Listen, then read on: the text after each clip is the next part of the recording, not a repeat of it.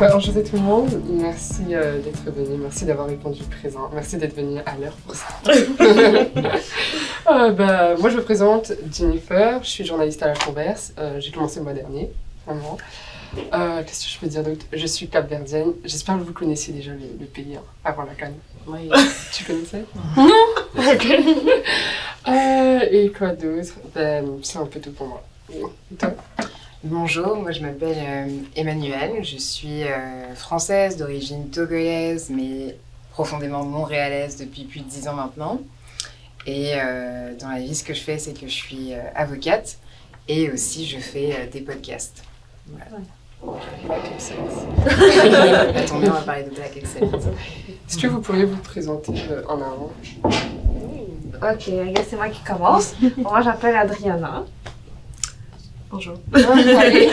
Moi, je m'appelle Noémie. Je sais pas si vous voulez qu'on... Oui, un petit peu. Bon, vas-y, et puis... Ok. J'appelle Adriana. Je travaille dans un salon de beauté à Saint-Michel. Je fais de l'épilation à la cire. Et j'ai aussi ma petite compagnie de marketing que je fais avec mes amis. Ouais. T'as 19 ans. Et j'ai 19 ans. Voilà. Bonjour, moi je m'appelle Noémie, j'ai 25 ans. J'écris en ligne sur Substack, donc j'ai fait des essais. Mais je suis aussi à la radio, mais là j'ai dû prendre une pause. Puis sinon je travaille un travail très corpo au gouvernement. Oh. Tu fais quoi? Program Officer, je sais pas c'est quoi en français. Ok. Mais moi c'est Laetitia, j'ai 20 ans. Puis je suis encore étudiante. J'étudie en études internationales à l'université de Montréal. Puis mon travail à côté, je suis agente en assurance des dommages des particuliers. Donc je vends des assurances auto et habitation. Nice. Moi c'est Paola, j'ai 22 ans. Je suis dominicaine. Puis j'étudie aussi en sciences politiques à l'Université de Montréal. Et moi aussi, je travaille en sciences. Elle est ma compétition. Non, mais non. Mais je m'intéresse beaucoup. I love Black History Month. Puis je suis très ravie d'être ici. Et aussi, Laetitia et moi, on travaille au CERA. C'est le comité d'étudiants racisés d'étudiants en sciences politiques et études internationales de l'Université de Montréal. Bon, c'est long. Mais oui, puis on fait des belles activités, puis on aime vraiment ça. Oui, donc bonjour tout le monde, je me présente, je m'appelle Anthony Fosta, j'ai 24 ans et puis j'étudie présentement en sciences des données. Et puis à côté, je fais du bénévolat, tout comme je sais sur des conseils d'administration. Donc, enchanté encore une fois. Enchanté. Est-ce que t'es anglophone? Ouais. Je suis trilingue. Ok. Incluant l'anglais, bien sûr. Okay. C'est quoi l'autre langue? Créole. Bien sûr. Ok. Belle bagaille. Alright. Bonjour, moi c'est Manuel Lochard. Je suis entrepreneur. Je suis aussi un professionnel dans le domaine des ressources humaines avec, je sais pas, plus de 10 ans d'expérience. Présentement, je suis directeur des ressources humaines dans une compagnie. Et c'est là, je suis très content d'être là parmi vous et d'avoir répondu à l'appel. Nice, merci beaucoup. Alright. Comme vous le savez, le thème c'est Black Excellence et santé mentale. Donc très souvent, dès que c'est le Black History Month, on se retrouve avec des hashtags de partout, des articles. Et donc c'était vraiment ça le thème sur lequel on voulait s'axer. Et moi je voulais savoir un peu qu'est-ce que signifie pour vous personnellement, quelles sont les idées que vous avez sur le Black Excellence?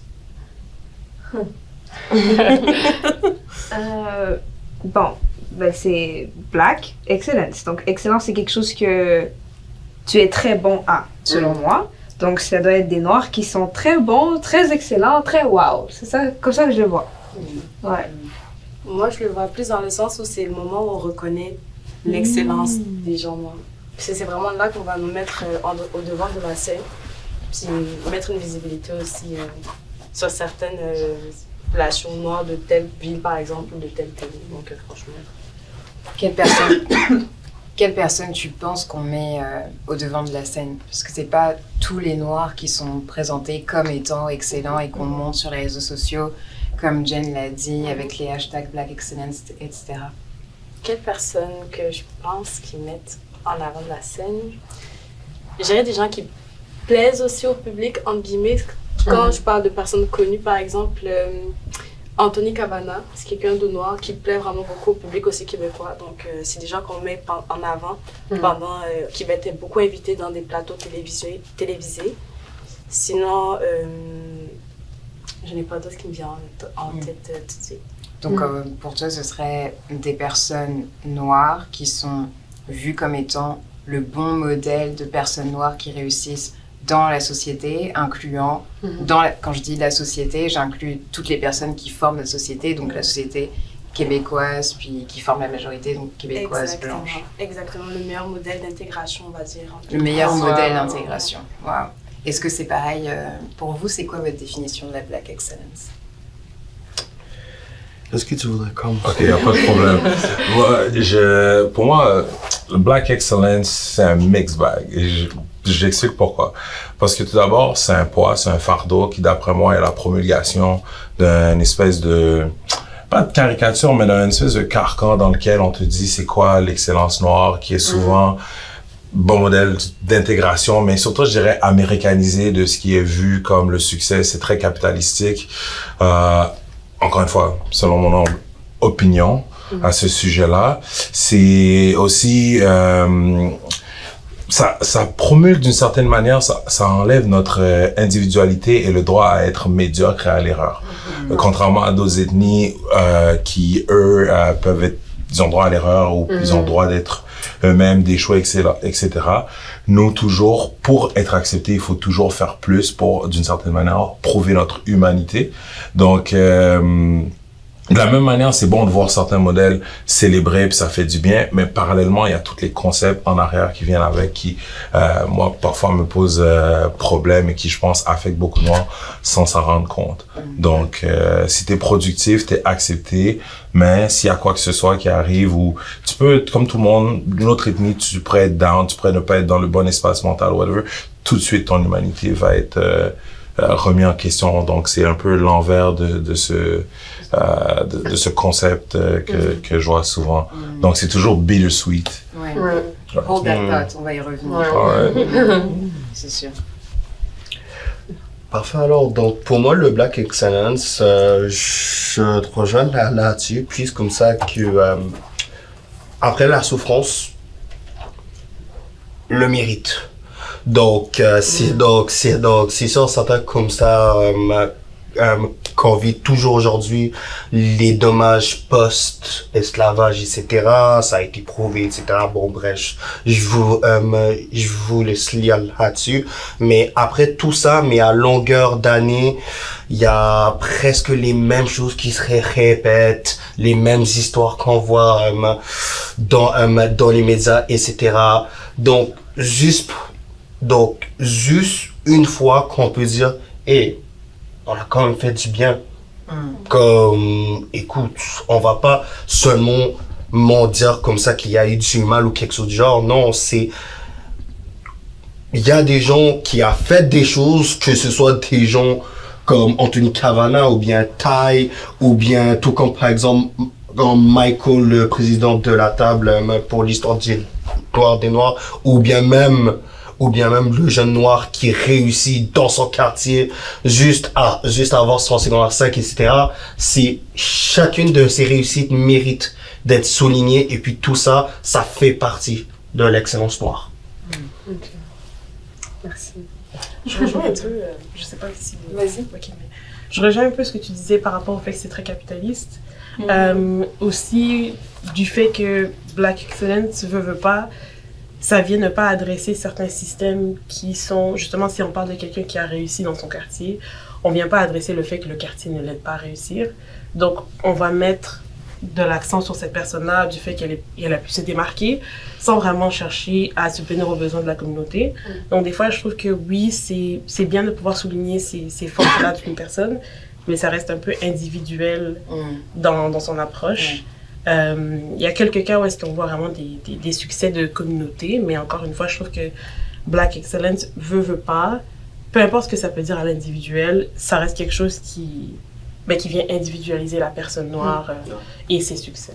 En fait, c'est ce que tu mets en fait en opposition, c'est le fait que le Black Excellence, c'est être noir et excellent selon le modèle de réussite capitaliste dans lequel on vit, qui célèbre une réussite qui est propre à l'individu, qui est propre à des sacrifices, à du travail, de la persévérance, de l'acharnement, au détriment de sa santé mentale, et qui ensuite va célébrer la personne noire qui réussit en tant que seule, qui a réussi seule et qui s'est fait toute seule, qui s'est construite toute seule.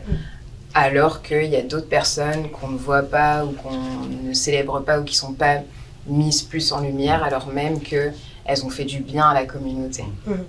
Et donc, mais ça, c'est parce qu'on vit dans un monde capitaliste. Est-ce que tu voulais réagir?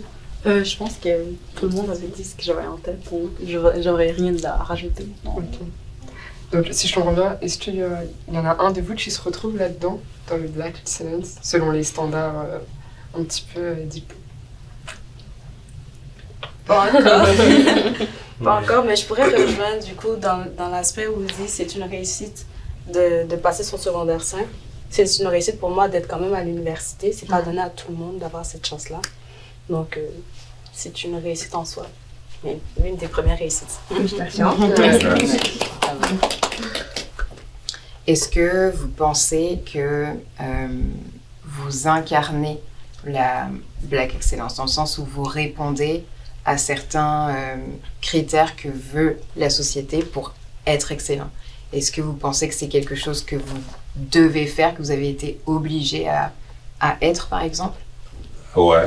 Moi, je dis pour moi, dans le sens que, OK, venant d'une famille immigrante, surtout mère haïtienne, prof de français, le succès, par exemple, académique, c'était très important. Donc, tu sais, moi, par exemple, j'ai 2 diplômes universitaires. Donc, puis elle en a, je sais pas combien elle a, j'ai arrêté de regarder combien de maîtrises ma mère elle a et tout ça, là. Mais déjà, par rapport à ça, par rapport à d'autres de mes amis, où parfois ils étaient les premiers de leur famille à aller à l'université. Toi, tu peux pas juste avoir un bac. Faut que tu aies plus, faut que tu réussisses aussi. Tout le reste de la famille te regarde, tu portes leur espoir aussi à l'intérieur de toi. Parce qu'il y en a qui ont pas eu cette chance, ils sont arrivés, ils devaient pourvoir pour leur famille, et ils devaient aller absolument travailler, donc étudier pour peut-être améliorer leurs conditions. C'était pas dans les cas. Donc toi, évidemment, tu as une chance incroyable. Puis tu vas l'apprendre. Mais en fait, c'est même pas un choix. Dans le sens, tu dois l'apprendre. Pas tu vois, tu dois l'apprendre. Puis c'est, il n'y a pas d'autres options ou possibilités où tu peux, par exemple, explorer ta créativité, te lancer dans certaines choses.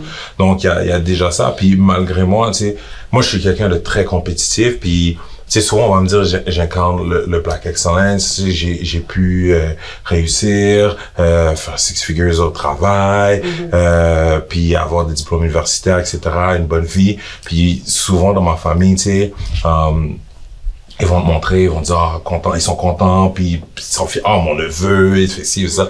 Fait que c'est une belle réussite. Puis des fois, tu sais, ils vont te pointer le doigt à d'autres de tes cousins ou d'autres de tes affaires pour te dire tu dois faire comme lui et tout.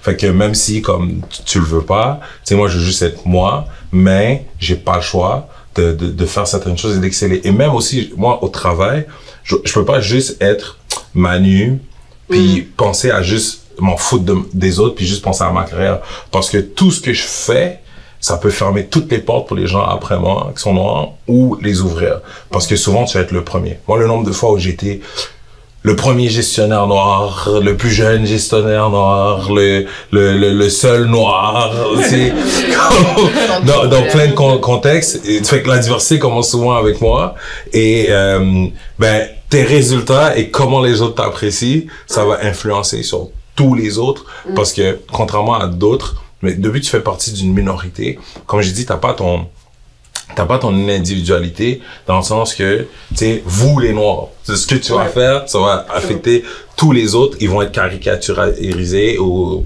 rentrer dans ce cadre-là. Parce qu'en fait, tu représentes la race. La communauté, exactement. Donc, tu représentes la communauté, fait faut que tu fasses attention. Tu peux pas être le angry black man, tu peux pas comme péter les coches, tu peux pas non plus avoir de mauvaises journées, il faut toujours que tu sois comme souriant, même quand t'es down, garde ça pour toi. Tu sais, il y a toutes ces affaires-là. Puis, tu sais, puis moi aussi, je suis déjà fait dire par des gens qui m'ont dit, je pensais pas que les Noirs étaient comme ça, mais en côtoyant, comme, ben, ça a changé ma vision de voir ou différentes choses. Fait que là, c'est bittersweet, t'es comme, ok, cool, c'est bon, mais tous les autres après doivent rentrer un peu dans ce schéma, tu sais, alors que, comme je dis toujours, les noirs, c'est pas un monolithe, c'est une mosaïque de couleurs et de textures et de saveurs différentes, dépendant de ton expérience. Ok, alors il y a beaucoup de choses que tu as dit dans tes propos. Premièrement, tu as parlé de ton enfance et de ta famille, à quel point tes parents ou tes oncles, tes tantes portaient des espoirs et avaient des attentes envers ton travail. Ouais. Tu as parlé aussi de ta santé mentale et tu as parlé aussi du fait qu'on nie ton droit à être Manu l'individu et ne pas porter toute ta race. Est-ce que, juste d'abord pour faire un petit retour en arrière, puis parler de votre enfance, de votre éducation, est-ce que vous retrouvez dans les propos de Manu, est-ce que quand je vous dis « you have to be twice as good », est-ce que ça vous dit quelque chose? Moi, parce que moi je suis la seule enfant de ma mère, donc j'ai vraiment tous ces fardeaux sur, pas fardeaux mais elle a beaucoup d'espoir en moi, donc j'ai l'impression que c'est vraiment une grosse pression et que je dois vraiment soit atteindre ces objectifs qu'elle s'est fixés pour moi ou les dépasser dans le meilleur cas. Donc, ouais.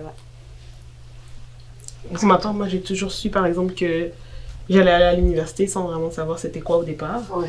Donc j'étais déjà prédestinée, là. Il fallait que j'y aille, il fallait que ça soit complété, puis Dieu merci ça a été fait, mais c'est énormément d'attentes.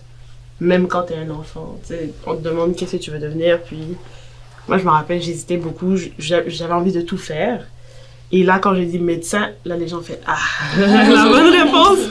Et je suis pas devenue médecin. Et ça a été un choc, en fait, pour la famille. Ça a été quelque chose de très difficile parce qu'ils s'attendaient déjà à ce que je vienne et que j'occupe ce rôle-là. J'ai fait des études en sciences politiques, donc c'est complètement différent de la médecine. Mais j'ai quand même su avoir du succès dans mon travail. Mais c'est seulement lorsqu'on a vu le succès qu'on a pu le croire. Donc ça a quand même été un long chemin. Puis moi, je suis quelqu'un de très ambitieuse. Donc on voyait quand même mon ambition, mais il y avait quand même cette crainte que, tu sais, en sciences politiques, t'allais pas faire un emploi comme être médecin, par exemple.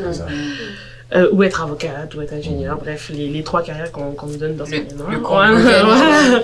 Le droit, ingénierie ou médecine. Ouais, exactement. Donc, moi, j'ai toujours su que j'allais aller à l'université et j'étais quelqu'un qui aimait beaucoup l'école, donc c'était pas grave dans mon cas. Mais pour des personnes qui peut-être se retrouvent pas dans le cadre académique et on s'attend à ce qu'ils s'y retrouvent, j'imagine que ça doit être difficile. Et pour vous? Moi aussi, j'ai toujours su que j'allais aller à l'université. Mais moi, je suis venue ici quand j'avais 12 ans. J'ai laissé toute ma vie ma mère là-bas en République dominicaine. Donc, j'ai toujours eu cette notion que j'ai pas quitté pour rien. Donc, il fallait que je fasse quelque chose de ma vie. Mais je me demande toujours, si j'avais pas ce fardeau-là, qu'est-ce que j'aurais fait de ma vie? Parce que je me demande toujours qu'est-ce que je pourrais faire sans avoir apporté ce fardeau-là de vouloir réussir. Même quand on dit comme hier, Black Excellence, mais dans ma famille, je le suis pas. Parce que je suis ce que je devrais être. Donc, c'est pas t'es à l'université, ok, c'est ça que tu dois faire. C'est rien de... C'est normal que tu sois là. Et aussi, quand plus tu avances, plus tu questionnes les croyances. Puis moi, ça arrive beaucoup dans ma famille, avec mon père. Je questionne ses croyances, puis les choses qu'il dit. Puis il me dit, ça sert à rien à l'université, toi, ton cerveau, tu vas à l'école pour rien. Puis là, ça me fâche parce que dans mon milieu, les gens disent, oh my god, j'aime trop comme tu penses. Mais à la maison, c'est, non, pourquoi tu penses comme ça? Pourquoi tu dis des choses comme ça? Tu trahis tes origines. On dirait que t'es dominicaine. Puis ça me fait vraiment mal. Moi, je le vois. T'es dominicaine, girl. Mais c'est ça, mais c'est beaucoup quand tu questionnes les croyances. Moi, je suis très pour l'identité afro-dominicaine. C'est que les Dominicains, ils n'aiment pas ça. Non. Ils n'aiment pas ça. Mon père, c'est un homme noir. Black. Exactly. Et à chaque fois que je dis t'es un homme noir, les gens te perçoivent comme ça. Et moi, ici, ils me perçoivent comme ça. Et là, il dit non, c'est quoi ces idées-là? Puis même aux gens qui, j'ai dit ça, ils sont comme, oh, c'est bien que tu penses comme ça en tant que dominicaine, mais à la maison, c'est triste parce que it's not Black Excellence, t'es médiocre. Pourquoi tu penses comme ça? Surprise quand t'as dit je suis dominicaine, je suis comme oh, puis t'es là, genre t'es comme Black Excellence et tout, c'est vraiment pas tout le monde. Ouais, c'est ça. Puis je veux vraiment, puis j'aimerais un jour que les gens comprennent, en République dominicaine, ils comprennent ça. ça me rend tellement triste parce que c'est... En tout cas, c'est une longue histoire, puis je le justifie pas parce que c'est horrible. Mais j'y crois un meilleur avenir pour l'identité dominicaine. J'y crois. Merci encore plus d'être là Vraiment. à la table. Et, est-ce que tu voulais ajouter quelque chose? Il y a tellement eu de bons témoignages, je peux arriver là. Ok. On peut passer à la prochaine question. Est-ce qu'il y a une phrase que vos parents disaient dont vous vous souvenez? Adriana? Mais je comprends pas la Je question. pense qu'elle voulait rebondir. Oh, sorry. Je pense qu'Adriana voulait rebondir. Moi, tu veux, je rebondis. Moi, je m'en fous. Je vais être très honnête, très direct, je m'en fous. Mes parents m'ont éduqué à être un humain. J'essaie pas d'être une femme noire excellente, j'essaie d'être Adriana Madis et excellente, c'est tout. Moi, je suis haïtienne et guatémaltèque, donc j'ai pas ressenti ce... Je le vis, genre je travaille à la banque, t'es une femme noire, comme, il faut pas que tu t'énerves, pas ça, mais moi je m'en fous. Je vais quand même être moi-même, je vais pas justifier... Je vais pas justifier leurs stéréotypes. Je vais faire ce que j'ai envie de faire et vivre. Vous devez vivre avec. C'est comme ça que je le vois plus. Je sais pas si vous comprenez ce que Tu j'ai vis dit. librement. Ouais, je vais pas forcer à. Oh, il faut que je me comporte comme il faut parce que. Mais je sais. T'as dit tantôt comme tu laisses la place aux autres aussi. Genre après moi, la prochaine femme noire qui va passer ou la prochaine personne noire qui va passer, je laisse une trace pour cette personne. Je me comporte bien. Mais je force pas, oh oui, je suis avec l'homme blanc, alors il faut que je me comporte comme il faut. Du tout, je fais pas ça. Mais en fait, c'est parce que tout tient à l'éducation. Ouais, tu as je pense que c'est ça. J'ai eu eu la l'éducation, chance et le ouais. privilège d'avoir une éducation où tu as pu librement exprimer ta créativité, Ouais, tes besoins, exactement. tes envies, tes Je pense que émotions. c'est à travers l'éducation. Alors que on vient, en tout cas moi je vais parler pour moi-même, mais j'imagine que je suis pas la seule. En tant qu'enfant d'immigrés, nous, nos parents, les questions qu'ils se posaient, c'est comment est-ce que je vais sécuriser ma vie dans ce nouveau pays-là, faire en sorte que mon enfant manque de rien pour que lui, après, il puisse réussir. Donc, pour eux, réussir, ça veut dire avoir un bon salaire, avoir un toit au-dessus de ta tête, pouvoir te payer les choses que tu as envie de te payer, fonder une famille, avoir une carrière traditionnelle, entre guillemets. Donc, ça veut dire que être créatif, devenir chorégraphe, écrivain, voilà, ce directeur artistique, c'est pas des carrières. Mais ça peut être des carrières seulement si tu réussis. Ouais, Si tu tu excelles. Donc si t'es chorégraphe de Beyoncé, là peut-être qu'on va te respecter. Ouais, voilà. Mais peut-être que le chorégraphe de Beyoncé, il a dû se battre un peu avec ses parents pour pouvoir choisir cette voie-là, tu vois. Moi, j'ai pas à me battre avec mes parents. Tandis que je reconnais que les autres, oui. Je pense que c'est ça que nous, on doit changer en tant que parents. Les éduquer à être des humains. Pas à cause que t'es noir, tu dois être... Non, tu dois exceller parce que t'as envie d'exceller. Il y a des gens que, dans leur vie, tu vas être médiocre, c'est tout. Tu vas vivre une vie moyenne. Et il y a des gens qui vont exceller. Toi, choisis ton chemin. Moi, je pense... Je suis très frette comme personne. En fait, ça nous amène à parler du droit à la médiocrité dont tu parlais, Manu. Est-ce que je peux t'appeler Manu? Ouais, moi aussi, on m'appelle Manu. Emmanuel, j'ai tout de suite dit non, c'est Manu, comme ça, on différencie. Ouais. Est-ce que vous pensez que vous avez le droit d'être médiocre et est-ce que vous vous autorisez, j'irai même plus loin dans ma question, est-ce que vous vous autorisez à être paresseux, à avoir des temps de oisiveté, des temps de repos, des temps de non-productivité? Pour ma part, oui, mais ça vient beaucoup avec je pense beaucoup à mes cousines, ma famille, le fait que I'm the one qui peut réussir, puis je profite pas de l'opportunité. Donc à chaque fois que je me couche puis je dis ok, je vais parler en cours, je suis fatiguée, je pense, puis là je suis comme ok, c'est une opportunité que je manque, que je dois être excellente. Ma mère elle veut que je réussisse, mon père aussi. Donc ouais, c'est très dur de prendre du repos. Je pense pas, mais moi personnellement c'est dur de se donner une pause. Puis imaginer, parce que c'est correct d'être médiocre, là, honnêtement. Je vois pas pourquoi je devrais comme exceller dans mon milieu pour être acceptée et aimée dans mon entourage. Mais, I don't know, c'est que j'ai été élevée de même. Donc c'est vraiment dur de me défaire de ça. Moi, c'était plus au niveau de la validation académique. Je me rappelle quand j'avais des mauvaises notes, je pleurais, j'ai les larmes et tout. Et j'avais vraiment toujours peur de raconter, de dire à ma mère que j'avais échoué dans tel examen ou que j'avais pas réussi. Vraiment, la validation académique, ça a été quelque chose de marquant, en tout cas dans mon parcours, dans le sens où également, dans mon pays d'origine, de la Côte d'Ivoire, c'est pas pour parler en mal de ce qui est véhiculé. C'est juste que, par exemple, on a tendance à dévaloriser certains métiers. Donc, par exemple, les gardiens, on va dire, en tout cas, des mots péjoratifs, c'est pas un métier qu'on met en valeur. Donc, souvent, j'avais cette peur-là, en guillemets, de finir comme ça si je travaillais pas. Et arriver ici, je dis pas qu'eux, ils font mieux parce qu'il y a certaines personnes qui dévalorisent aussi certains travails, mais avec le recul, avec l'apprentissage, puis plus on vieillit, plus on comprend aussi le monde, chaque métier a son importance. Et ça fait en sorte que ça a vraiment diminué la pression que je m'étais mise. C'est pas parce que je ne deviens pas avocate que le métier que je vais choisir plus tard n'est pas tout aussi important ou tout aussi valide, si je peux dire.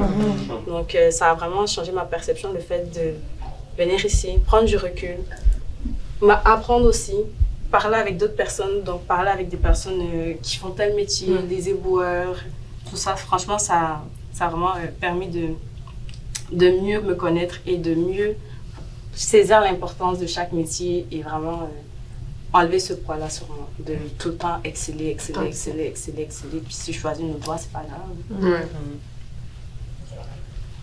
J'ai oublié la question. C'est pas toi. Est-ce que vous autorisez des moments de pause et des moments de paresse ou le droit à être médiocre? C'était ça la question. T'avais quelque chose à dire? Vas-y. Oh ouais, non. Mais tu peux j'ai réfléchi là. Moi, personnellement, je m'autorise pas à être médiocre. Je m'autorise pas à être médiocre. Si je dire la vérité, les moments d'oisiveté, je m'en donne un peu plus. 2020, en fait 2019, 2020, 2021, c'est des années qui m'ont forcé. C'est parmi les pires années de ma vie. Ça m'a juste forcé à genre m'arrêter pour pas comme crash and burn. Fait que j'ai dû prendre le temps de me ressourcer, recharger, puis des fois des moments oisifs. En fait, toute la planète en 2020, d'une certaine manière, a été arrêtée par la COVID. On n'a pas eu le choix un peu de plonger dans... on a arrêté, tu peux pas aller au travail, tu dois questionner et tout ça. Fait que ça m'a donné un break, mais comme être médiocre, comme je peux voir, c'est tellement imprimé en moi. Puis aussi, comme je te dis, ta mère, hyper éduqué, ton père, hyper éduqué, beaucoup sacrifié pour t'amener ici. Ils viennent aussi d'un pays où, comme on parle, t'as 5 métiers, genre qui sont respectés, puis tout le reste, c'est genre, non péjoratif, comme on dit, c'est médecin, avocat, architecte, pasteur, professeur, comme, autre que ça, c'est genre, ils ont peur, parce que c'est quasiment, c'est le cousin de la délinquance, si tu prends un peu de voix comme ça, parce qu'ils savent pas. Puis si t'échoues, c'est genre, on t'avait dit, t'aurais pu prendre le chemin sûr, puis après tout ce que j'ai sacrifié pour que tu aies le meilleur choix, t'as pris cette opportunité, genre, non, de toute façon, t'es pas comme les autres, t'auras pas les mêmes trucs, faut que tu sois 2 fois meilleur. Fait que, puis toujours, parce que tu sais, des fois, tu sais, tu te dis, les parents, ils exagèrent, mais moi, du niveau RH, pour l'avoir vu, en étant celui qui embauche ou celui qui doit se faire embaucher, puis, tu sais, comme, j'ai vu des processus tellement biaisés, horribles, où genre, quelqu'un d'une autre ethnie, mettons, blanche, pas de secondaire 5, comme, tout de suite, on déroule le tapis rouge, puis quelqu'un d'autre qui peut être hyper qualifié, c'est comme, non, mais c'est pas, puis toutes des affaires où, genre, tu sais, moi, j'ai déjà travaillé en agence de placement où t'as des clients, puis vu qu'ils me voient pas, parce que quand je te parle aussi, tu sais, tu peux parler d'une manière très québécoise ou française. Moi, j'ai ma voix professionnelle. Alors, bonjour, je suis à l'appareil, comment allez-vous et tout ça. Beaucoup de personnes, en plus, à cause de mon famille, des fois, ils pensent que je suis blanc. Puis là, ils me disent des affaires, des fois. Puis moi, je sais pas. Oh là là, c'est... Le jour où il va aller sur mon LinkedIn, il va voir que va capoter sa vie. Puis, tu sais, tu lui envoies des gens hyper qualifiés. Ouais. Noir, arabe et tout ça, puis c'est genre, ok, non, poubelle, puis tu l'envoies un blanc secondaire 5, comme, oh yes, genre, comme, oh oui, comme, mais c'est même pas les critères que tu vas demander, mais, ah oui, lui, il est bon, je pense qu'on va l'essayer, ou ils vont dire, on veut garder ça entre nous, là, des Tremblay, des Bouchard, tu sais, des gars comme ça, tu m'envoies ça, ah, lui, pas sûr, tu sais, c'est épicé quand il mange, ça fait de même, fait comme, moi, voyant tout ça, je suis comme, oh shit. Si je veux réussir aussi, je peux pas être médiocre. C'est comme, c'est impossible parce que je le vois même aussi dans les célébrités. Quand ils réussissent, ça va être, le Québécois d'origine telle, très célébré, ou le Québécois, le natif de Saint-Hubert, fait une connerie, fait un truc, ça va être comme dans l'haïtien, ou fait un autre affaire. Puis là encore, tu vois, toute ton humanité, toute ta présence, toutes les choses que tu avais, c'est remis en cause. Puis moi, je suis comme, t'es toujours à deux doigts d'être humain 3/4, tu sais. Tu fais que c'est ça. Est-ce que tu la ressens, cette pression aussi? En tant que tel, cette pression, oui, puis c'est comme ça que moi, depuis comme ça que je suis petit, je me suis mis je me suis mis comme critère comme ça que je voulais changer les choses au sein de notre communauté. Donc, c'était pas vraiment mes parents ou ma famille qui me mettaient la pression en tant que tel, c'était moi qui, puis c'est comme ça que à la base, quand j'étais petit, je bégayais, et puis je marchais croche. Comme j'étais vraiment l'image comme ça que, un handicapé qui pouvait presque pas parler, etc. Mais avec le temps, j'ai travaillé avec moi-même, j'ai fait des marathons, j'ai gagné plein de prix, j'ai sur ici et là. Donc, en tant que tel, et puis à chaque fois comme ça que j'excellais, je changeais la vision de ceux autour de moi. Plus aujourd'hui, quand ils reviennent me voir, leur perception a changé. Donc oui, c'est difficile pour moi des fois de mettre une pause, car je me dis comme ça que si j'arrête maintenant, je vais nuire en quelque sorte à ma communauté que j'ai tellement et qui ont tellement besoin de moi et que je reçois des encouragements presque à chaque semaine, etc. Plus pour moi, c'est comme une pression, mais une bonne pression. Donc, arriver là. J'ai juste une question. Parce que vous avez tous parlé un peu de comment ça se passait dans l'éducation que vous avez reçue. Et moi, je veux savoir, est-ce que, en fait, vos parents vous disaient clairement qu'il faut que vous soyez excellent par rapport aux Blancs? Genre, est-ce qu'on vous le disait clairement? Par exemple, le père de... Tout le monde connaît Scandal, la série avec Kerry Washington, Olivia Pope. Oh my god, yes.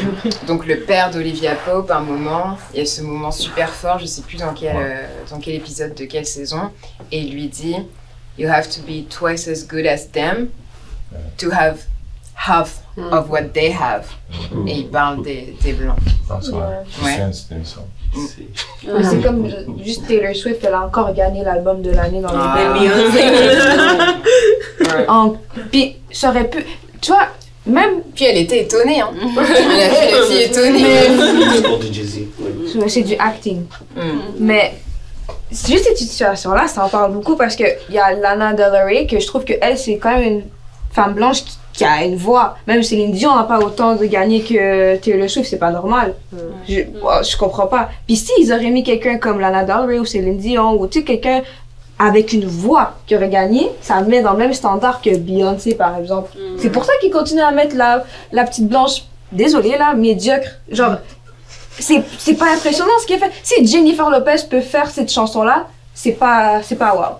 Attends, je veux juste... Ah oui, parce que Jennifer Lopez, elle chante pas. Chanter. Donc,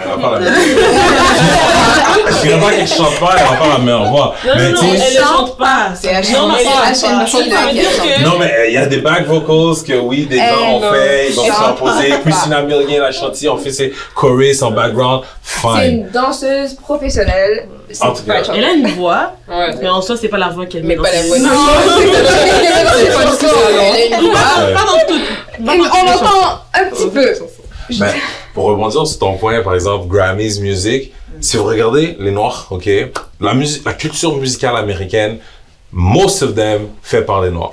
Jazz, hip-hop, you name it, les gens qui ont le plus influencé, genre, tu prends des Miles Davis, tu prends des Stevie Wonder, tous des gars comme ça, ok? Puis, tu regardes par exemple des Elvis ou whatever, qui ont fait tout rafler, tout whatever, mais qui ont copié par exemple certains artistes noirs. Mais tu regardes les artistes noirs qui ont gagné Album of the Year, genre, il fallait que ce soit comme tellement incroyable. Tu vois des albums pop, mettons de Taylor Swift qui gagne, puis parallèlement, tu sais, il fallait que Stevie Wonder il fasse comme 3 des meilleurs albums of all time, Michael Jackson qui fasse comme un truc comme, c'est un ovni ce gars-là, comme tout le monde est comme what the fuck, qu'est-ce qui se passe, puis tu sais, tu les regardes, t'es comme, tous les albums noirs qui ont gagné, c'est genre top 20 of all time albums, comme c'est incroyable, puis là tu regardes d'autres albums of the year, t'es comme, ok. La dernière femme noire qui a gagné le Grammy de Album of the Year, c'était dans les années 90, vous savez qui c'est? Lauryn Hill? Lauryn Hill. Mais qui a disparu dans les années 2000. Oui, mais je veux dire, c'est quand même longtemps. Mais tu vois, d'après moi, Lauryn Hill doit être la seule artiste noire féminin qui a pu se permettre d'être médiocre. Parce que c'est la seule qui a dit, tu vois, j'ai sorti un album en 20 ans, je suis cool. C'est ça? Mais son album n'était pas médiocre. Non, son album n'était pas médiocre, mais après ça, sa carrière. Sa carrière, là, c'est, ok, un album tout seul, un autre album avec son groupe, un autre album avec son groupe, et après ça, le même album, elle a fait comme je sais pas combien de tournées avec le même album, là. C'est la seule que j'ai dit, elle a dit, oh, Rihanna. Mais encore là, c'est médiocre. Non, Rihanna, genre, c'est cet album, là. Ouais, mais elle se force pas plus que. Elle est pas excellente dans ses performances. Rihanna t'a donné un album par exemple 7 années de suite par année là. Lauryn Hill t'a donné un album en 20 ans là. Comme si on prend les dernières années, moi et elle, on a la même carrière là. On a sorti le même nombre de chansons et d'albums. Et je suis pas chanteur. Non mais je veux dire c'est la seule. Parce qu'elle a gagné, je pense 8 Grammy. Elle a fait comme, elle a tout raflé, tout bousillé. Puis après elle a fait comme, I'm good. Mais c'est la seule qui a pu faire ça. Comme même Beyoncé parmi tous les sommets qu'elle a atteints, à chaque fois il fallait que crazy. Puis, elle n'a pas eu la reconnaissance qu'elle mérite, je dirais, comme au niveau prix. Genre. Bref, anyways. Ouais, je pense que Beyoncé, c'est la preuve que tu peux être autant excellent. Ben, je pense que c'est une des meilleures, mais on a la meilleure entertainer de notre génération. Ok, là, on est en train de parler de Beyoncé. On est en train de parler des States. Si on revient à chez nous, là, au Québec, comment est-ce que vous voyez ça? Par rapport à la reconnaissance, ou est-ce qu'on revient sur la question? Sur la reconnaissance? Sur les artistes, les personnalités noires qui réussissent au Québec. Je connais. Moi, personnellement, je dirais Québec, je vois ça quand même. Il y a beaucoup d'entrepreneurs qui sont mis de l'avant, puis il y a beaucoup de gens que je respecte, que je vois mis de l'avant, qui sont pas comme dans le stéréotype américain, que je dois quand même souligner. Je vois aussi un peu plus de gens de la communauté, parce que si je regarde, on a Franz Salami, excellent, rien à dire, bon businessman. Après ça, de la même manière aussi, tu peux avoir des gens qui travaillent plus dans le communautaire, comme Will Prosper, qui a mis de l'avant, etc. Aussi, Québec, il y a une très forte scène humoristique, donc t'as des gars comme Brian Preach, que les gens sont comme, waouh, des gars de Montréal qui ont réussi, tu sais, ils sont très populaires aux États-Unis, puis d'une certaine manière, ont mis le truc. Fait que je dirais, chez nous, quand même, au Québec, dans le communautaire, je pense que t'as des moyens d'être mis de l'avant. Il y a pas mal de bons modèles, de gens que je vois, que je suis comme, ok, ça c'est vraiment intéressant, autre que les gens qui réussissent en affaires. Mais de la même manière aussi, beaucoup des modèles de réussite qu'on va te mettre en avant, c'est les gens qui vont avoir réussi en affaires ou académiquement. Mais encore une fois, en fait, je vais dire une autre affaire.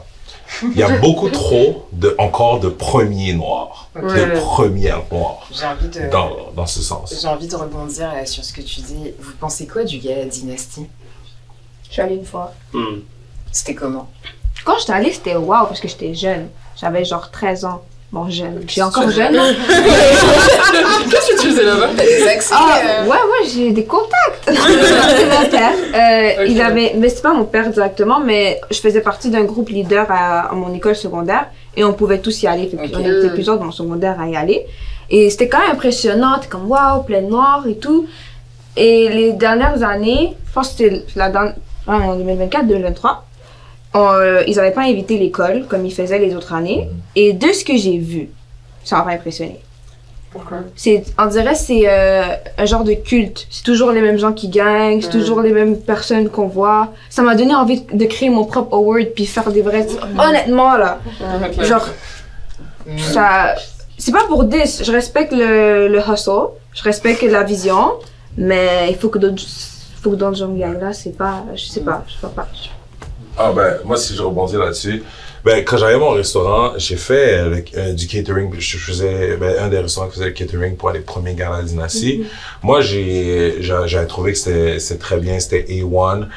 Ça vient, tous ces galas-là, tu sais, par exemple, que ce soit comme le BET Awards, the Source Award, Gala Dynasty, puis il y en a un autre du niveau anglais que je pense que c'est créé l'an passé ou qui est dans le même truc. Ça vient du fait que souvent dans les autres, t'es pas mis de l'avant à ta juste valeur. Fait que, de la même manière, tu dis, c'est les mêmes personnes qui gagnent parce que c'est probablement les mêmes dans notre communauté qui sont excellents et qui dominent. Mais si tu les mets sur une autre plateforme, eux, ils sont toujours mis dans un recoin ou pas à leur juste valeur. Donc, tu sais, ça permet aussi à des artistes noirs de la relève. Tu sais, Gariana, elle est excellente, elle va faire l'animation. T'as eu Abba and Preach, qui, aux États-Unis, sont comme, c'est des stars. Puis, je suis pas sûr qu'au Québec, on les verrait animer, peut-être le Juste pour rire, les Gémeaux, les Jumeaux, peu importe.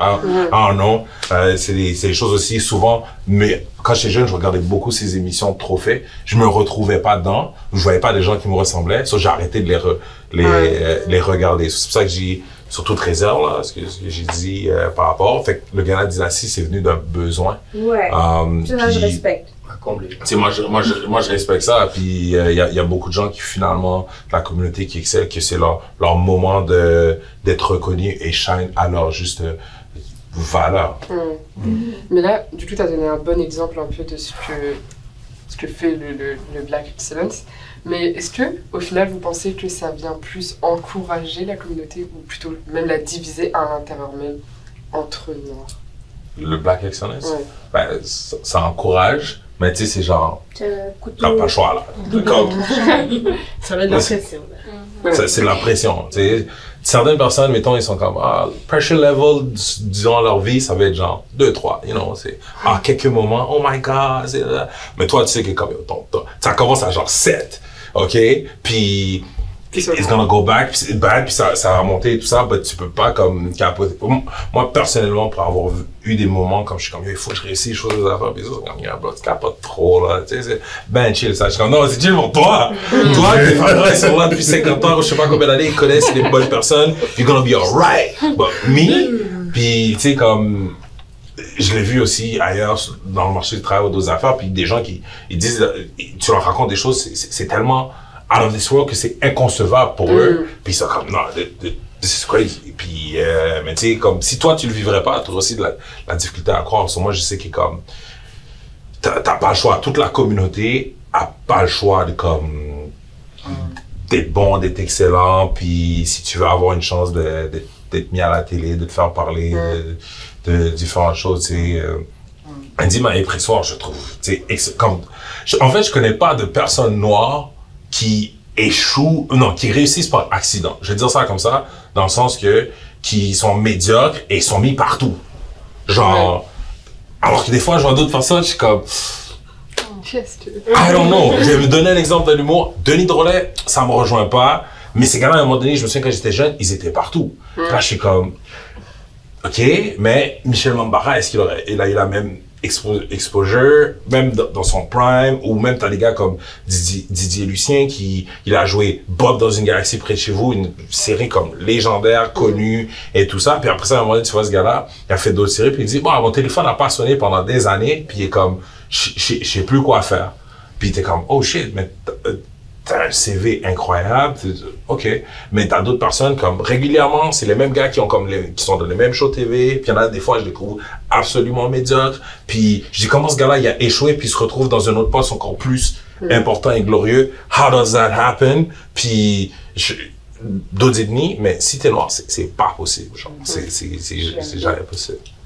Est-ce que tu voulais remonter? Oui, tout à l'heure tu parlais au niveau de la pression. Nous, on commence au niveau 7. Et ma question, c'était comment vous faites justement pour pour surmonter cette pression-là? Peut-être que...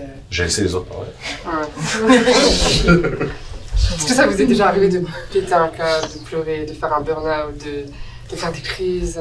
Bon, moi par exemple, Laetitia et Paola font partie du CERA. Puis le CERA, on a commencé le CERA. J'avais commencé le CERA pendant la pandémie avec 4 autres personnes.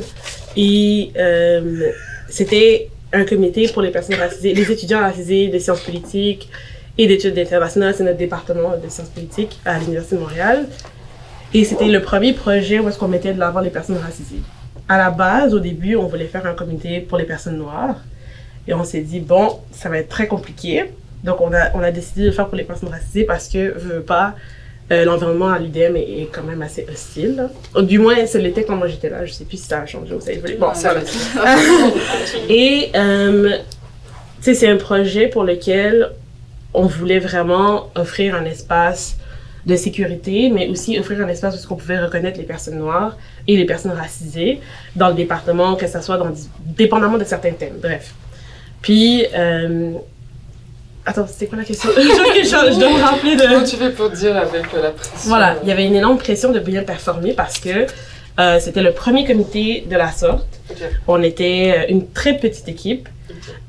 Puis on faisait face à l'association étudiante, une association qui a toujours existé. Et à un certain point, il y a ce rapport-là où il était toujours en train de te faire valoir, de montrer que oui, c'est une bonne idée, c'est important, la présence du comité est importante et tout. Et on a fait face à énormément de pression.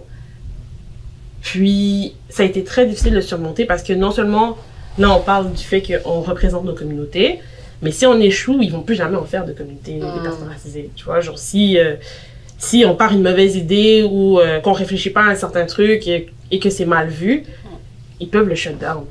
Alors, il y avait une énorme pression à ce moment-là, puis ça n'a pas été facile. Nous, on s'était assuré d'écrire un mandat qui était très, très, très cadré pour que justement, pour les prochaines années, qu'ils puissent être libres de faire ce qu'ils voulaient, un peu en termes d'activité et tout, mais ça n'a pas été facile. Et à ce moment-là, tu sais, je pense qu'il y a toutes les personnes du comité à craquer. Tout le monde a eu un burn-out à un certain point. Puis tu sais, je te parle d'un burn-out, ça fait 2 semaines qu'on vient de commencer, là. Tu sais, c'est pas normal. Mais tu sais, dès la création du comité, par exemple, on avait créé une page Facebook et on avait juste mis la photo de profil, sans rien, là. Il y avait juste le titre, la photo de profil, et déjà là, on recevait des commentaires négatifs. Wow. Donc, c'est énormément de pression, c'est énormément de... Puis, on est étudiante, à la fin de la journée, on n'est pas... Quel commentaire négatif? Je comprends pas. Ben, aujourd'hui, ils sont effacés. Mais c'est des commentaires négatifs du sens... Et là, c'est quand il y avait juste... Il me semble qu'il y avait juste le titre de la page Facebook et la photo de profil. Je pense qu'il y avait peut-être une publication, genre, on cherche des personnes... on cherche à recruter. Et c'était des commentaires, genre... Ah, mais pourquoi est-ce que vous cherchez à diviser la communauté? En fait, les gens, ils ont vu ça comme un effort anti-blanc. On a juste écrit comité des personnes racisées. Et ça a été perçu de cette manière. Donc c'était très très très difficile de faire face à cette pression-là, sachant qu'on était...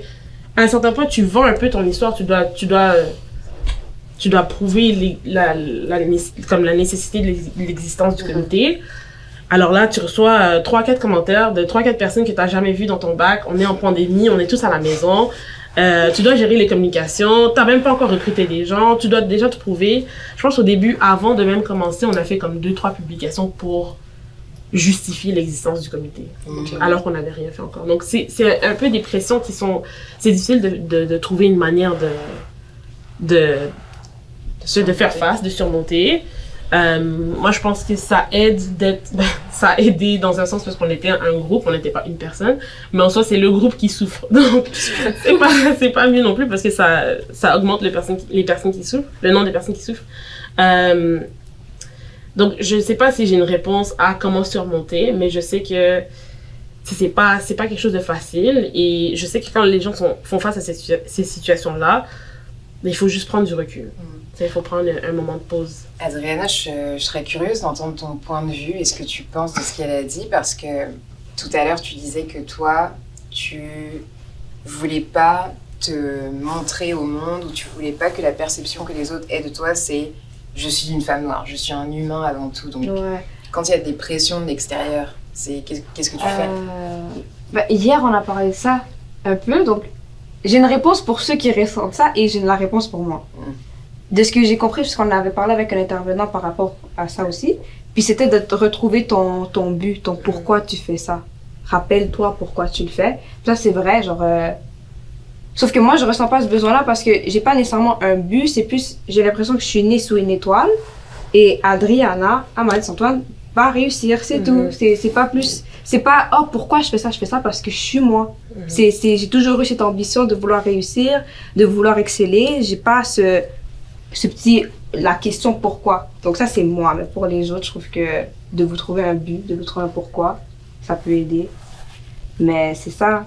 Puis je sens aussi, c'est pas juste Adriana, elle dit ça parce qu'elle est prétentieuse, cette fille-là, elle va réussir. Non, je sens que cette énergie, je la projette aussi. Comme quand on me regarde, ou quand on apprend à me connaître, elle est ambitieuse celle-là. L'âge de 19 ans, elle fait tout ça. Genre, j'entends souvent ça. Fait que je pense que ça doit être à l'intérieur de toi aussi. Il faut l'accepter.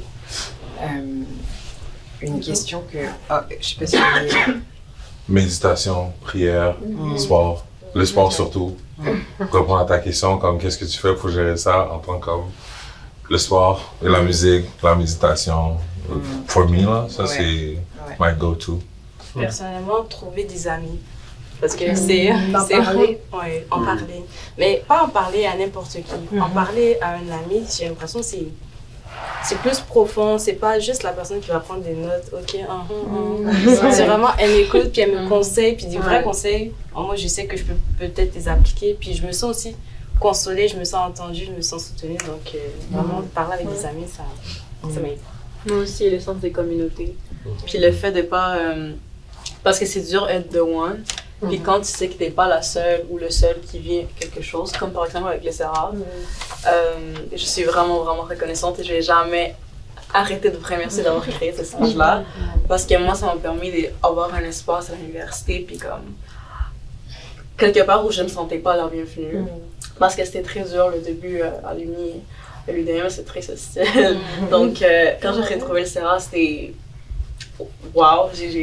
Puis même aujourd'hui, c'est une des choses qui m'aide beaucoup. Les filles, on a des filles dans l'équipe. Ça m'aide beaucoup à surmonter les commentaires, des choses qu'on nous dit, de devoir se justifier pour certains propos, certaines façons de penser. Je sais pas, je pense que la communauté est importante, surtout en tant qu'étudiante, puis en tant que femme racisée dans le milieu académique, où nos savoirs sont tellement dévalorisés. Je pense que c'est important de s'entre-soutenir, puis pas penser qu'on est juste « Ah, c'est moi la seule qui va être là-dedans, puis il y a juste place pour moi. Non, il faut faire la place pour tout le monde. En tant que... juste une dernière question avant de laisser la parole à Jen pour conclure, à part si tu as d'autres questions. Vous avez parlé du fait d'être femme et noire, donc désolé les gars. Mais peut-être ce serait cool d'entendre votre point de vue aussi. Est-ce que vous avez l'impression que vous devez du coup adopter une certaine posture qui ne vous permet pas d'être vous? Je vais prendre un exemple tout simple. Moi au travail, je suis la seule employée permanente noire. Puis je suis rentrée dans cette grosse boîte-là, c'est une boîte de production en télé. À l'été 2022, donc ça fait pas longtemps. Est-ce que tu étais la première? Oui. Okay. Wow. C'est combien de temps que cette compagnie existe? Longtemps. Encore une fois, beaucoup de premiers. Puis t'es jeune, là? Bon, ça va. On a conduit aussi. Je suis très jeune. Je suis très jeune. Très jeune. C'est pas correct. Ça fait au moins 10 ans que j'ai 25 ans, tu vois. Et en fait, je mets un point d'honneur à avoir une certaine posture, à être, par exemple, je m'habille d'une certaine manière, je prends le temps de penser à mes cheveux. Je dois faire très attention à mon apparence, à la façon dont je m'exprime, à ne pas parler trop, à ne pas parler trop bas, à toujours sourire parce que j'ai pas envie d'être le stéréotype de soit la noire ghetto La noire qui est là parce que, en fait, c'est un peu l'exception qui confirme la règle de la noire qui réussit. La noire assimilée aussi. Ouais, ou la noire assimilée, enfin bref. Ou d'être la angry black woman qui se plaint toujours. Je me demandais si vous avez eu cette expérience-là, parce que ça fait partie de cette posture-là qu'on doit adopter dans un milieu de travail, etc. Ça fait aussi partie de la black excellence, selon moi. Moi, franchement, je mets un pain. C'est quelque chose avec lequel on a grandi. Une femme noire, faut que tu t'habilles bien, faut que tes cheveux soient toujours bien faits. Même si tu as des cheveux naturels, il faut mettre un peu de gel, bien plaqué, tout ça. Faire tes baby hair, no shade to des baby hair. Tout le temps être bien. Être bien apprêté. Ça fait que j'ai mis beaucoup d'emphase sur ça aussi. Je commence un peu, petit à petit, à me délaisser un peu de ces images-là, de tout le temps être bien apprêté. Pour qui, pourquoi je fais ça? Pour les autres. Pour être mieux perçu, pour qu'ils me prennent, pour qu'ils m'acceptent plus facilement. Donc, c'est quelque chose aussi à travailler. Je continue, je suis encore en plein apprentissage, à aimer mes cheveux, même avec des braids. Ouais, c'est beau. Ça. Même le blanc. Ouais. Oh ouais, l'économique, hein. J'ai pensé à ça. Donc, c'est vraiment tous ces petits trucs. Même s'habiller aussi, des fois, j'évite de m'habiller. Genre, j'ai des vêtements traditionnels que, genre, je peux pas m'habiller en boubou là pour aller à l'université. Puis, il y en a qui portent ça, c'est super beau. Puis, c'est ça, vraiment travailler là-dessus. Puis, d'un côté aussi, on se restreint du coup. Vestimentairement, parlant, puis aussi avec tes cheveux. Donc, alors que c'est un moyen d'expression dans nos cultures de base. Donc, c'est dommage, mais on apprend dessus. Vraiment, un travail sur soi, quotidien. J'ai deux avis différents qui sont toujours en contradiction. C'est que, oui, moi déjà, ma relation avec le travail, c'est très... je vais au travail, je fais mes trucs, je clock out. Il n'y a pas de... je cherche pas d'amitié, je cherche pas de m'investir un peu plus. Je fais le travail, je le fais bien. Puis surtout que je peux me permettre ce recul parce que je suis la seule personne qui est à Montréal, par exemple. Donc, il y a déjà une sorte de distance géographique. Mais c'est vraiment l'éthique que je prends, c'est que, écoute, je vais pas te raconter ce que j'ai fait ce week-end. Tu vas me poser la question, je dis oui, je me suis bien amusée, je vais pas être fréquente non plus, mais c'est quand même, j'essaie de séparer ça parce que on connaît pas les intentions des gens, il y a des gens qui cherchent à faire plus, bref, moi ça vient pas me chercher. Mais en même temps, et puis aussi, je me dis toujours, peu importe ce que je fais avec mes cheveux, peu importe ce que je fais avec mes habits, peu importe si je suis la mieux habillée, peu importe si je suis la mieux coiffée, je suis toujours noire à la fin de la journée. C'est ça. On va toujours me voir comme étant noire. Je fais un truc de travers, on va me dire que je suis fâchée, alors que clairement je suis pas. Je fais un truc de travers, tu sais, ils vont l'avoir facile, là, de me dire, ouais, toi t'es... Voilà, exact. Donc, il y a ce côté-là, mais en même temps, il y a un autre côté où est-ce que je me dis, tu peux pas aller au travail et avoir l'air d'une folle. C'est comme tu dois te soigner, tu dois t'habiller. Même en télétravail, tu sais, tout le monde est comme, ouais, j'ai mes pyjamas et tout. Moi, je veux pas dire que je suis en pyjama, c'est mal. Tu vois, des trucs comme ça, ouais, comme tu peux pas te permettre de faire certains trucs. Moi, par exemple, dans mon équipe, c'est des personnes qui vont dire des mauvais mots. Genre, they're gonna swear. Moi, ça m'a choquée quand j'ai vu ça parce que j'étais comme, je suis pas dans ça. C'est pas mon truc. Je sais que j'ai certains trucs que je peux pas me permettre de faire. Mais encore une fois, il y a cet autre côté où est-ce que je me dis, à la fin de la journée, je suis quand même noire. Donc, peu importe ce que je fais, peu importe ce que je dis, peut-être que moi, si je fais la même chose que tout le monde fait, ça va être mal perçu. Donc, je sais pas. Juste rebondir sur ce qu'elle a dit. Au fait, dans le sens où, par exemple, quand je parlais du côté vestimentaire où des gens s'habillent en boubou ou dans les cheveux, j'ai l'impression que ça... Moi, c'est vraiment mon avis personnel. J'ai l'impression que ça met encore plus la lumière sur le fait qu'elle est noire, elle revendique sa culture, tout ça, ça peut déplaire à certaines personnes. Fait qu'à un moment donné dans ma vie, ça me limitait du coup dans mes choix vestimentaires et capillaires également. Mais ça, c'est quelque chose que je ne fais plus là, je m'habille comme je veux, comme je veux. Mais c'est quelque chose que, qu'on veut ou qu'on ne veut pas, il y a quand même cette arrière-pensée-là qui peut nous pousser à faire certains choix. Donc, mais je comprends. Tout à fait d'accord avec ce que tu dis. Tu te sens pas affectée par ça? Surtout, je sais pas, c'est surtout, là c'est très personnel, puis il y a un débat interne avec mes cheveux, parce que quand j'ai grandi, je vous ai expliqué, moi je suis dominicaine, dans ma culture, tout ce qui fait de toi quelqu'un de noir, on le veut pas. Donc, mes cheveux, mon nez, ma bouche. Là, ma mère était comme, t'es trop belle, il manque juste ta bouche, tes cheveux et ton nez a changé. Ouais, puis c'est des commentaires qui m'affectent encore. Puis l'effet. T'es trop belle. Merci. Thank you. You're gorgeous, point. Ouais, c'est ça. Puis quand j'ai commencé à faire des tresses, mon père était comme, mais tu veux pas ressembler à un homme. I'm like, mais là, papa, mon père c'est un homme noir. Puis pourquoi t'embrasses pas ça? Pourquoi? Maintenant, je trouve tellement de beauté dans les choses. Now make me, if you want, black girl. J'ai beaucoup de difficultés avec ça parce que, obviously, je suis light skin. Ouais. Mais en tant que femme afrodescendante, c'est mes cheveux sont tellement importants, puis l'effet de comme, j'ai des palais lissés, je sais pas, moi je suis beaucoup dans pas lisser mes cheveux, je les ai lissés récemment, une fois par année pour get them so pressed, mais quand j'ai grandi, à chaque semaine il fallait lisser mes cheveux, il fallait pas qu'ils soient frisés, à l'école quand j'avais les cheveux frisés, on se moquait de moi, on me disait plein de trucs, puis je sais pas, maintenant quand... Alors, je sais pas comment l'expliquer, je suis vraiment perdue dans mes pensées. Mais ouais, C'est différent. Ouais, c'est ça. Ouais, je m'accepte plus, puis je vois plus de beauté dans les choses qu'avant on faisait de moi quelqu'un de rejeté. Maintenant, je vois ça comme, waouh, c'est beau. C'est quelque chose qui me rend exotique, si on veut.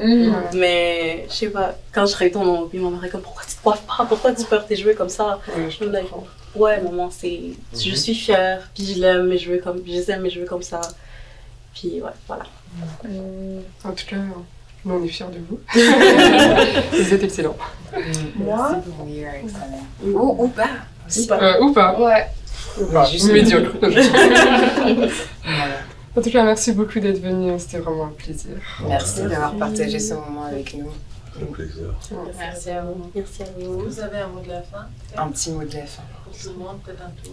Call your black friends, demandez-leur comment ils vont mentalement, alright, puis permettez-leur d'avoir des safe spaces où ils peuvent être eux-mêmes puis enlever les carapaces, les masques, puis écouter. Moi, c'est ça que je dirais, man. Parce que c'est pesant toujours de devoir être excellent. But, hey, it is what it is, hein. Soyez là pour l'autre. Écoute, si on s'entraide, on avance. Donc, restez fort. Et en parlez autour de vous. Pas de pression. Aimez-vous et puis aimez votre communauté. C'est très important la communauté. Puis quand tu retrouves des personnes qui ont le même parcours que toi, puis les mêmes struggles, c'est plus facile. Puis ça rend pas plus beau ton struggle, mais je sais pas, c'est plus beau. Le partager. Ouais, le partager avec quelqu'un. Strength in numbers. Ouais, c'est ça. Mais je dirais être fier de soi, dans le sens où être fier de tous les petits accomplissements qu'on fait au quotidien. C'est pas obligé que ça soit un grand truc, juste le fait d'avoir fait la vaisselle, là, c'est un accomplissement. Faut être fier de nous, faut être fier de ce qu'on fait au quotidien. Je dirais la même chose, soyez fiers de vous, reconnectez-vous avec vos racines, mais surtout misez sur votre communauté. C'est correct d'être médiocre. Merci.